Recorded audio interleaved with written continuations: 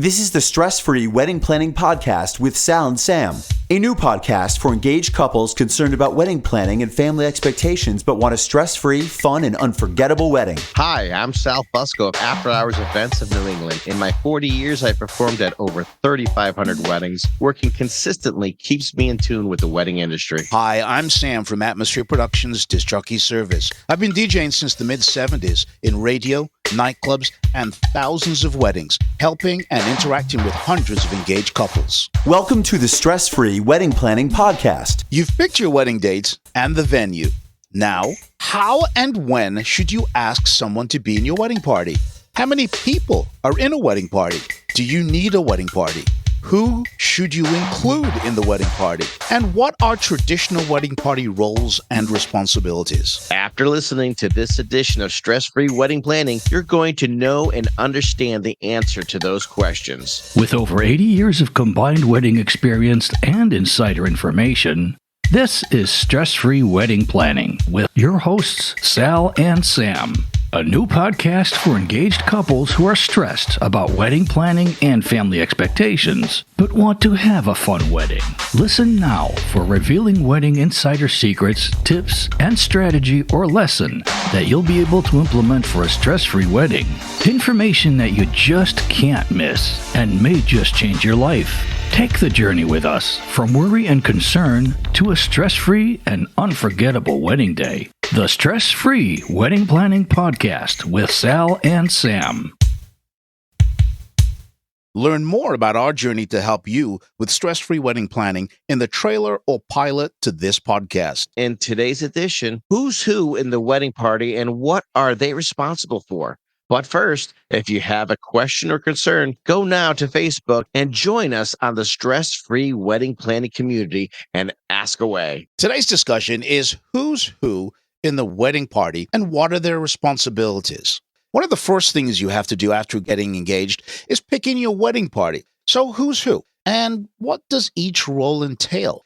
While there are traditional wedding party roles that you can choose to include, it's ultimately up to you and your partner to decide who you want to participate in your special day. You might want to have a mixed wedding party, but have no bridesmaids at all, or even swap a human for a puppy or another animal. Your wedding, your rules. Do you need a wedding party? The answer is completely up to you. You could have no wedding party. You could have as many people as you like, of course.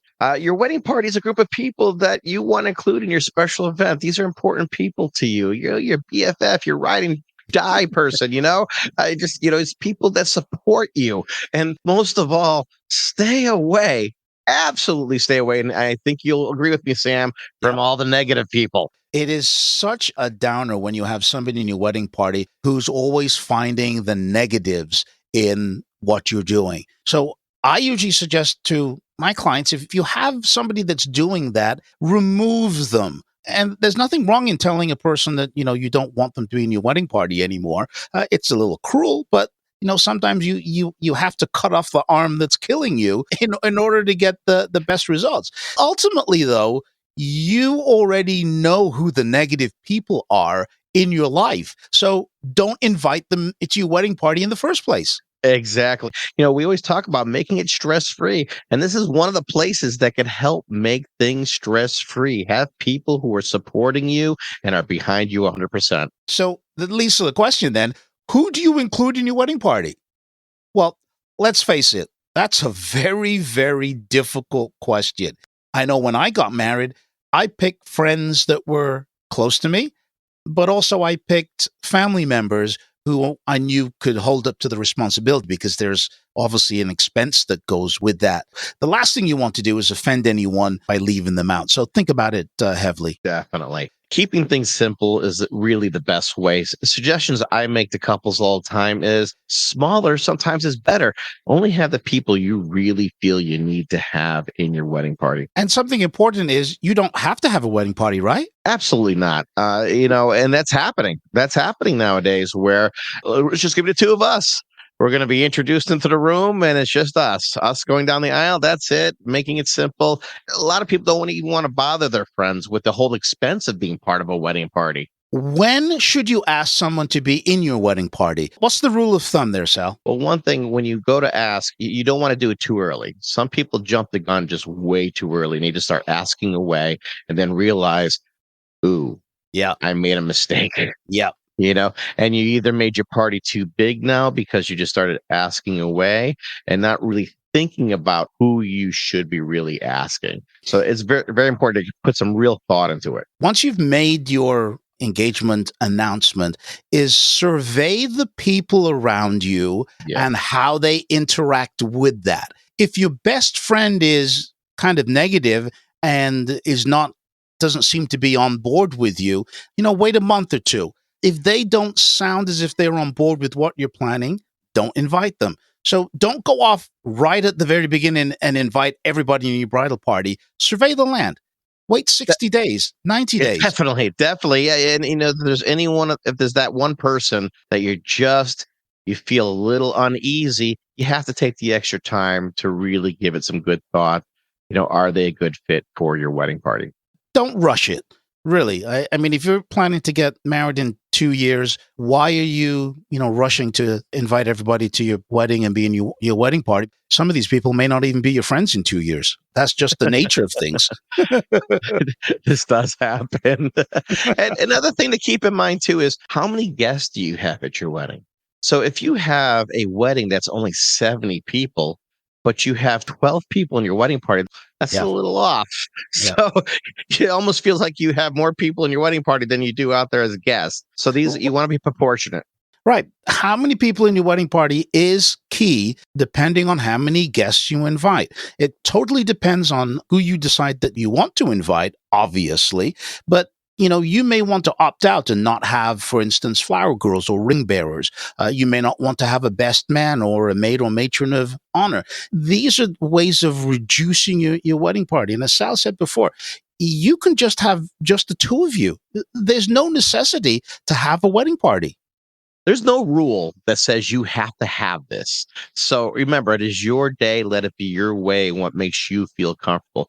I am seeing more and more there are no flower girls. There are no ring bearers. In fact, many of my receptions and ceremonies are adult only. So that kind of cuts things down a little too. And I'm finding many couples are afraid of offending anybody by making someone a maid or matron of honor or a best man. And it's like, I want them to be all groomsmen or I want them to be all bridesmaids or what have you. This cuts down adding an extra person to the mix. So when we come back, we're going to discuss those roles. Maid, matron of honor, man of honor, best man, bridesmaids, groomsmen, flower girls. We're going to go through in detail on what those roles and responsibilities are. You're listening to the Stress-Free Wedding Planning Podcast.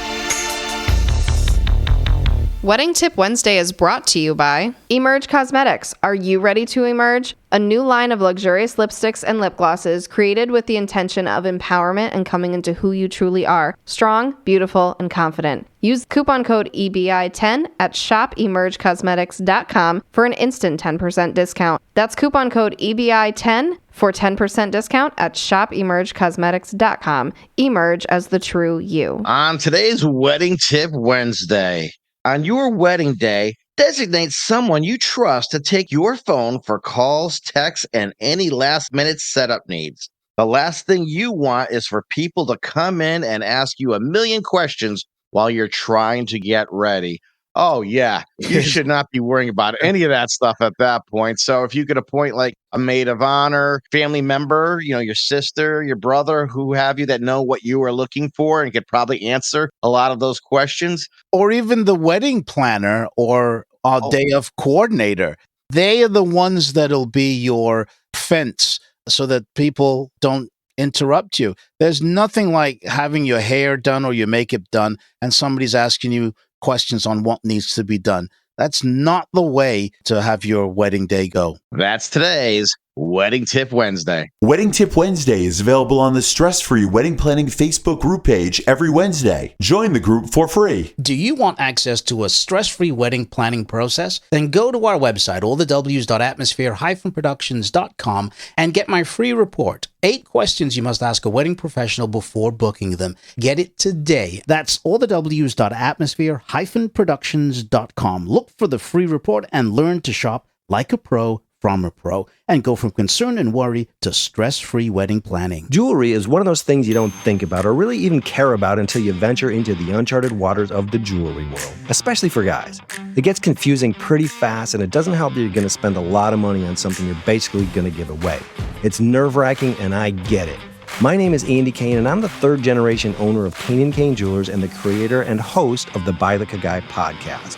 I've helped literally thousands of guys not only get through the buying process, but actually help them understand where the value of diamonds and fine jewelry come from, what quality looks like, and why something like jewelry matters in the first place. These are quick hit episodes that come out every Thursday, and it's a library of diamond and fine jewelry information that you can choose from based on what you want to know. There's no fluffy jewelry talk. I get right in there and tell it like it is. Ultimately, Buy Like a Guy is a podcast with the tools you need to buy an engagement ring, wedding rings, or other important jewelry with confidence. So go to buylikeaguy.com to listen and follow now. Don't know what to do for your first dance? Is your future spouse having trouble picking a song to dance with their parent? Worry no more. I have the answer. Go to afterhoursevents.com/contact guest. That is CONTACTGUEST. And you'll be able to listen to hours of music to help you select the right songs for your upcoming wedding. Again, go to afterhoursevents.com/contact guest. Welcome back to the Stress-Free Wedding Planning Podcast with Sal and Sam. Today's discussion is who's who in the wedding party and what are their responsibilities. We already discussed who to include in the wedding party and when you should ask someone to be in your wedding party. And the roles of the maid and matron of honor, best man, bridesmaid, those are next.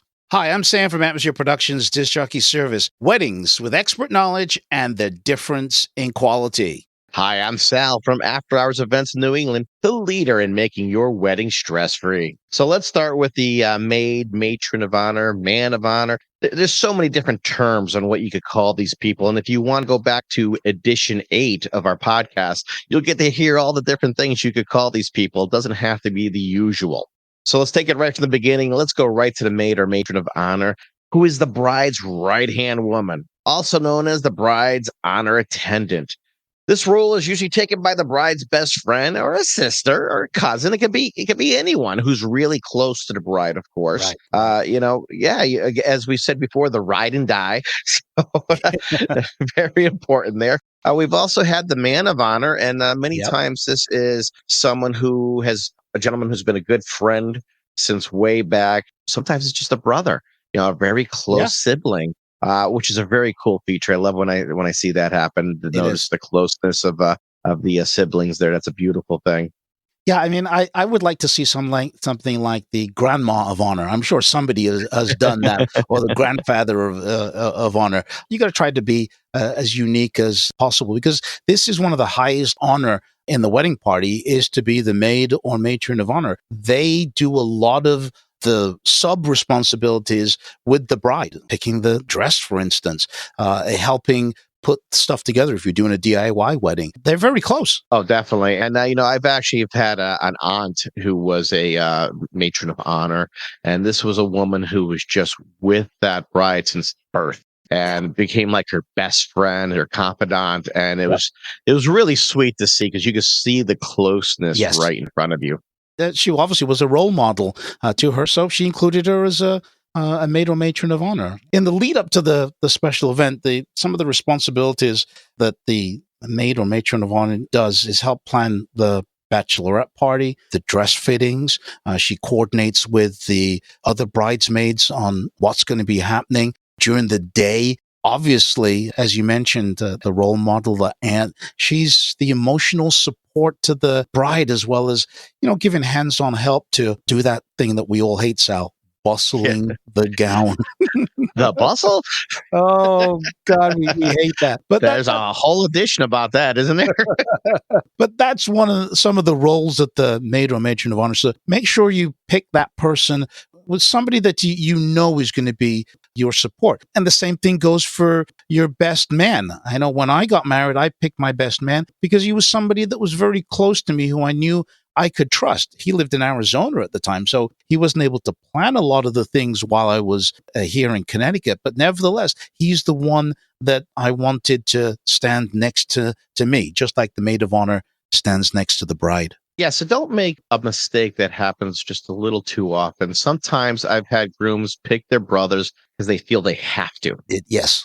And that relationship, you could tell, is just not there. And it shows through the whole thing, from the process of helping to, oh my goodness, the speech. And it's just like, yeah, this didn't go off well. And it's just pretty obvious that they're not that close. So you really need to pick the one who's really going to support you through the whole thing. The best man, his core responsibility is not only that speech at the reception. So make sure, if you're picking the best man, make sure you tell him he is going to be doing a speech at the reception. That should not be a surprise to a best man that you picked. And the same thing with a maid or matron of honor or your ride or die. Best man also plans the bachelor party. And in some cases, he holds on to the rings. I know, Sal, this is a touchy point with you. If they can be trusted. Exactly. There has to be quite the track record to make sure they are trusted enough. That's so true. Now, onto the bridesmaids. Again, the same rules apply.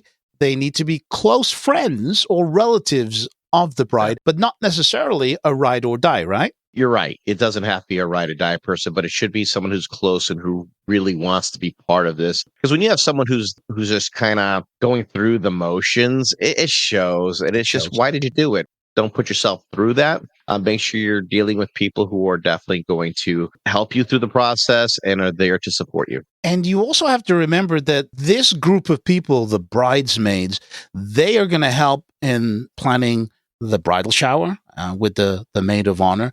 So they take an active role in some of the events. And sometimes, some things they split the cost. Nowadays, it can be men as well have been known to be part of the bridesmaid. You just call them something different. On the day, the bridesmaids walk down the aisle ahead of the bride, because they're that important. And bridesmaids often take other responsibilities during the wedding, like showing guests to their seats or hand out favors or things like that. So again, a bridesmaid is very important.